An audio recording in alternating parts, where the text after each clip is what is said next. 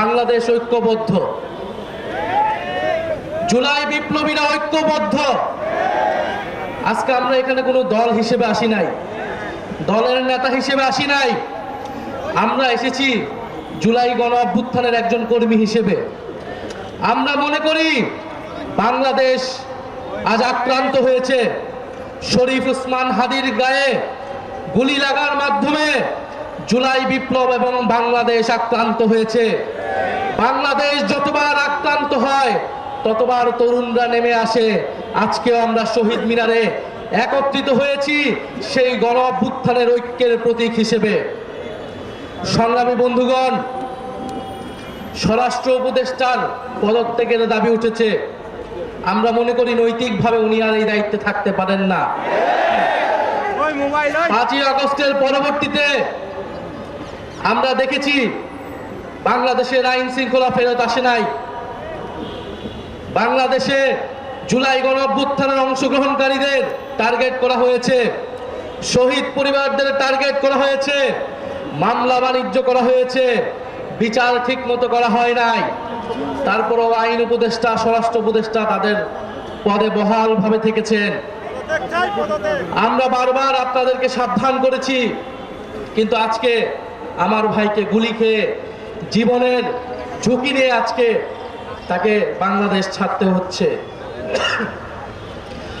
আমরা স্পষ্টভাবে বলতে চাই, বাংলাদেশের আইন শৃঙ্খলা নিরাপত্তার প্রশ্নটা গত 16 বছরে আমরা দেখেছি গোয়েন্দা সংস্থা গত 16 বছরে সকল বিরোধী দল মতকে দমন করতে ব্যবহার করা হয়েছিল। এত অভিজ্ঞ আমাদের গোয়েন্দা সংস্থা, তারা গুম খুন সবকিছু দক্ষতার সাথে করতে পেরেছিল, কিন্তু 5ই আগস্টের পরে তাদের দক্ষতা কোথায় যেন চলে গিয়েছে। তারা এখন আর কাউকে গ্রেফতার করতে পারে না।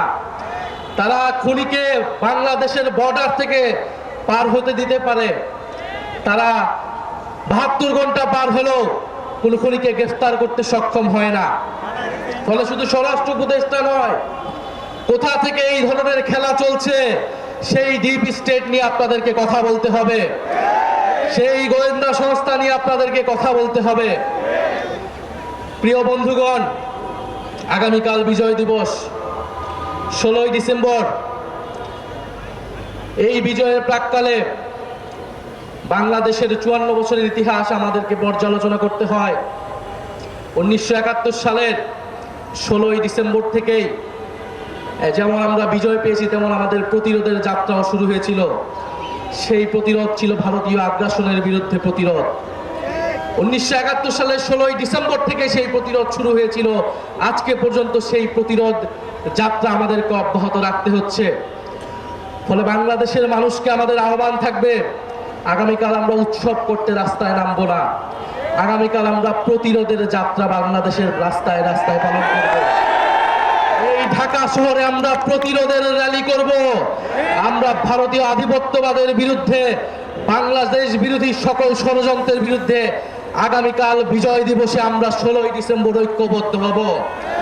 প্রিয় সংগ্রামী বন্ধুগণ, ভারত যদি মনে করে বাংলাদেশকে 5ই আগস্টের পরেও আগের মতোই তারা রাজনৈতিকভাবে হস্তক্ষেপ করবে, নির্বাচনে কারসাজি করবে, ভারতের সেই ভাবনা ভুল।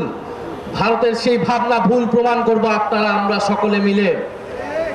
ভারতের স্বাধীনতা, সার্বভৌমত্ব, অখণ্ডতা বাংলাদেশের উপর নির্ভরশীল।